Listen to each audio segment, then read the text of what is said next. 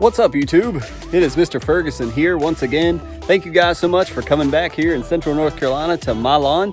As I always like to mention in pretty much all of my videos, I'm a DIY guy. I am not a professional. I'm a do-it-yourself YouTuber that is just documenting my journey and trying to have a green, nice, fescue lawn, cool season lawn here in Central North Carolina where I live with my wife and my two daughters here. We show you the good, the bad, the ugly here on the channel. Thank you for all those. We're picking up on views because this is the time of year. Just like today, you walk out, today is going to be 65 degrees. It's a beautiful day. Going to be a beautiful day already in the 60s right now here where I'm at in North Carolina. And so we're going to talk about mowing today. Now you may be saying to yourself when you saw the title before you clicked on it, Mr. Ferguson, like, really? Mowing the grass? I know how to start a lawnmower, push it, and cut grass. It's not that difficult. And you're right, it is not that difficult, and sometimes it even sucks. But, especially when it's here in North Carolina, it's 100 degrees, but there's things about mowing maybe you don't know. Maybe you don't know about how high do I need to cut my grass, or low. When do I need to bag it? When do I need to side discharge it? What about my blades? What does mowing do for the grass? Does it just make it look pretty? Do I need to stripe my lawn? All these things. We want to kind of talk about that today. We'll focus this video around mowing. There's things I've learned over the years about mowing that I never knew. So we'll talk about some of those. But before we get into the actual mowing part, for you guys, this will be quick, as I normally say. For me, it's going to take a while, probably most of my day, because I need to do a cut. We've still got some, as I've been, like, again, the do's, the don'ts, the things I know and don't know. There's a little bit of yellow tip grass still in my lawn from coming out of winter, and we're starting to really spring up here. If you're not from North Carolina, the next 7 days, I think the lowest temperature is going to be in the 60s. So we're really starting to get into those springtime weather here in March, which also means the pollen will be coming. And as we talked about last video, the sweet gumballs from the gum trees are falling all over, so raking that will have to happen. But I need to do a mow. We've got some uneven grass. We put down some protein about March 1st, so it's been not quite a week yet, but we didn't totally water it in. We're just going to let the Lord handle that with natural rain when it comes. I'm not eager to push the fertilizer. It's slow release as it is, but I'm not anxious to get out here and cut every 5 minutes. So we'll let that handle itself and just document it along the way about protein fertilizer. Check it out at GCI Turf website if you're interested. Feeds for 90 days. Don't be looking at the price thinking, oh, I can get cheaper fert than that. Feeds your lawn for 90 days and gives you a great feeding. So anyways, but I'm going to get out here with my mower. I'll capture a few clips as I mow, as I typically do. I'm not going to show you every single stripe up and down, but I'm going to get out here and mow, and then we'll come back. For you guys, it'll be brief, and we'll talk a little bit about mowing the grass, the do's, the don'ts, maybe the wins, and why we do it and why it matters so much. Mowing is more important maybe than you know. So stay tuned. Let's get a cut on this lawn, and then let's talk about mowing.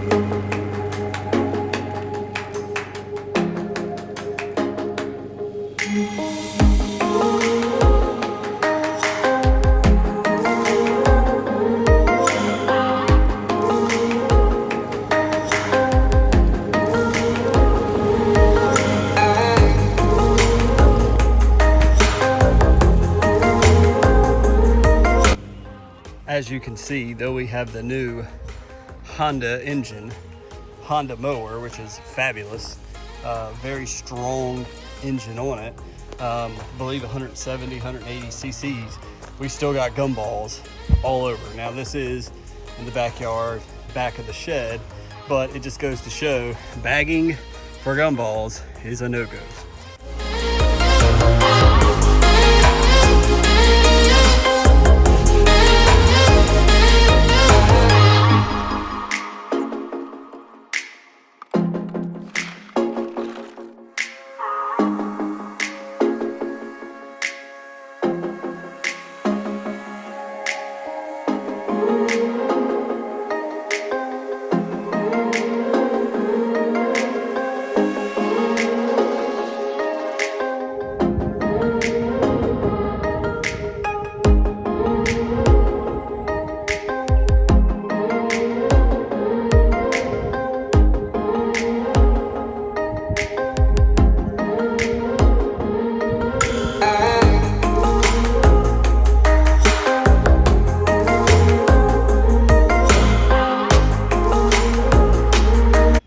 So as you guys can see, the mowing is complete, the trimming is complete.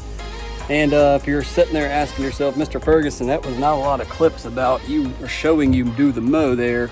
It's because we'll start with tip number one about mowing in the spring. You lose your wind. This is, you know, we've cut once in January, once in February, and here we're in March and we're cutting again. And I'm like, oh my gosh, I'm wore out.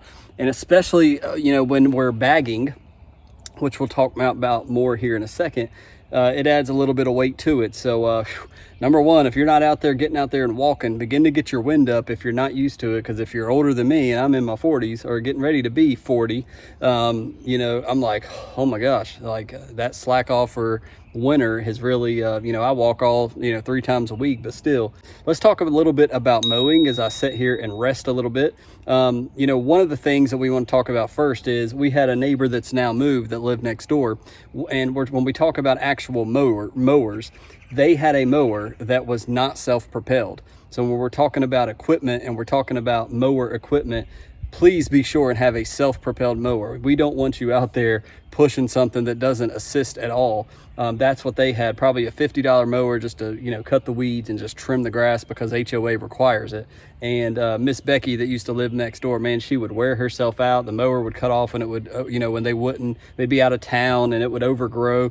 It was just a challenge and we'd watch her struggle and I'm just like, my goodness.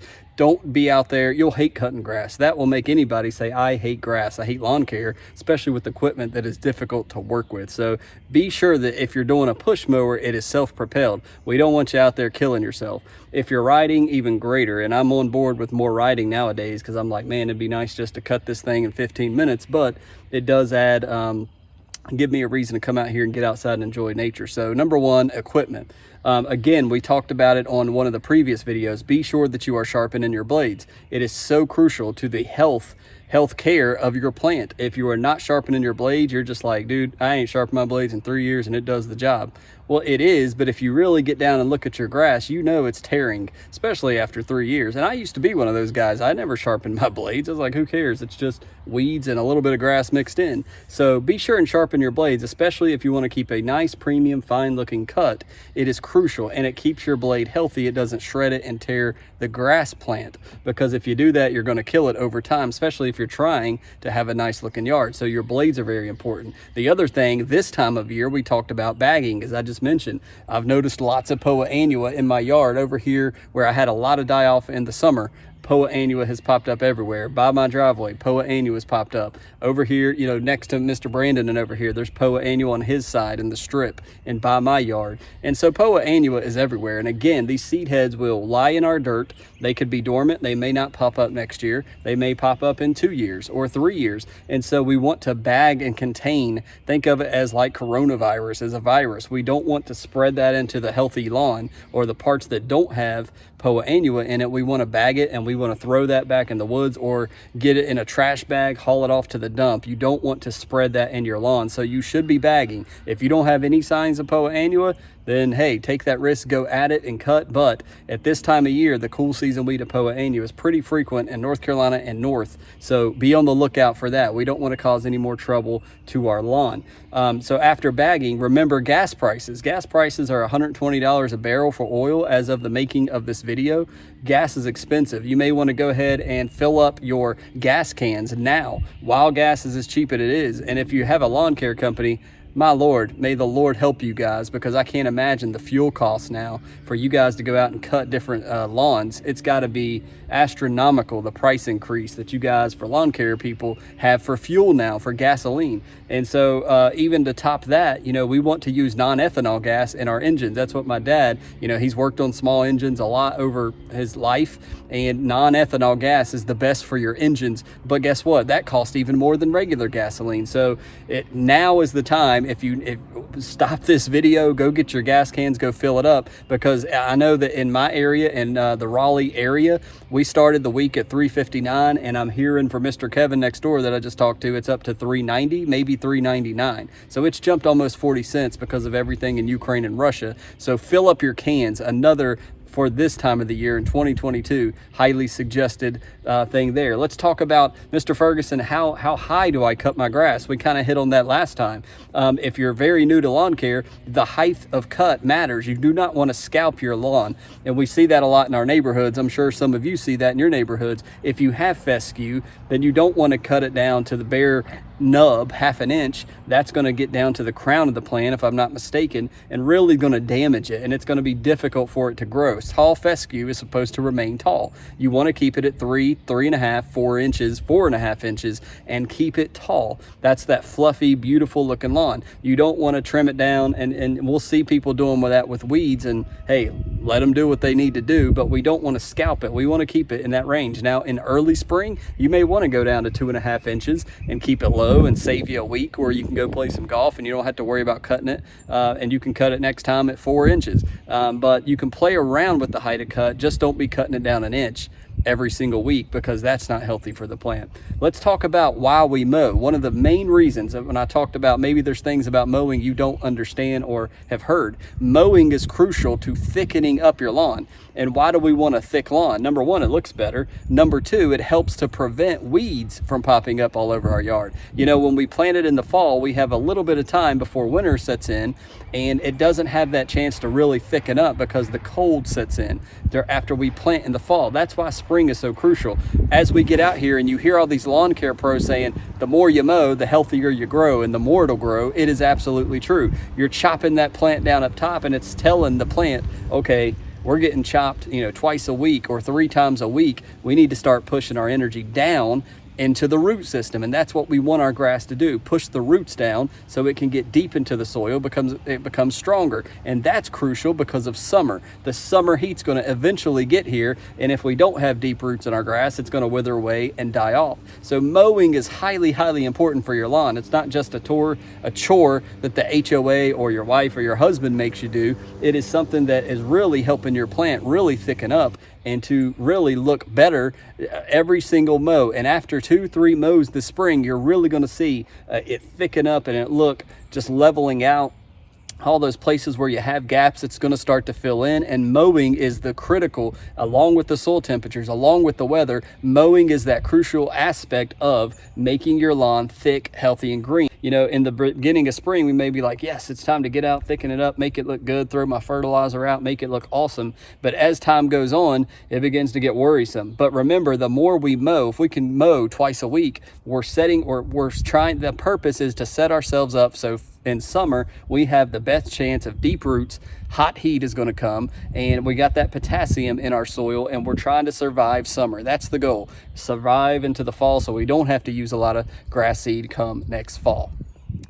So I apologize, this turned into kind of a lazy video, I guess, didn't it? Man, the yard looks really good, especially before the protein. It's still, man, them stripes. See if I can catch them.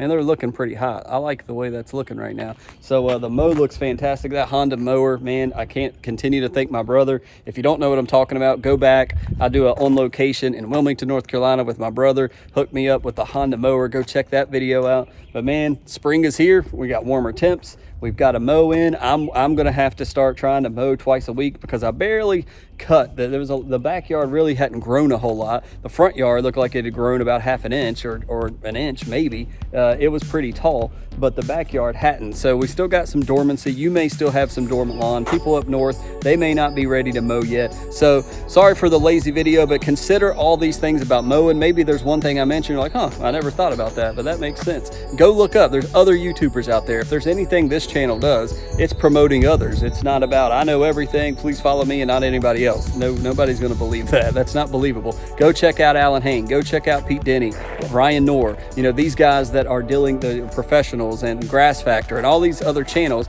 talking about mowing, and just gain knowledge. When you gain that knowledge, it just becomes second nature. Alan Hain always said that in his videos, that once you get it, it just goes together in your mind. And then we can dive deeper into the science and the biology, and some of those Grass Factor channels and others can tell us more about fert and all that. By the way, keep in mind, fertilizer is going through the roof. Inflation and the prices of nitrogen have jumped. So be on the lookout. If you see, wait a minute, that can't be that expensive of nitrogen or fertilizer. It may be true. We're in tough times here in America. We'll just leave it at that. We don't want to get into politics on a grass channel, but everything is going up.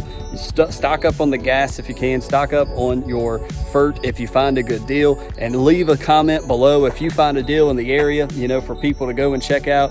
Leave it below. Let's help our brothers and our neighbors out, our sisters. But thank you guys for watching. I hope this mowing topic has been something to cheer you up, to take your mind off work maybe on this Monday.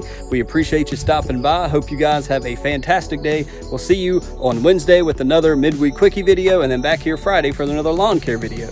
God bless. We'll see you next time.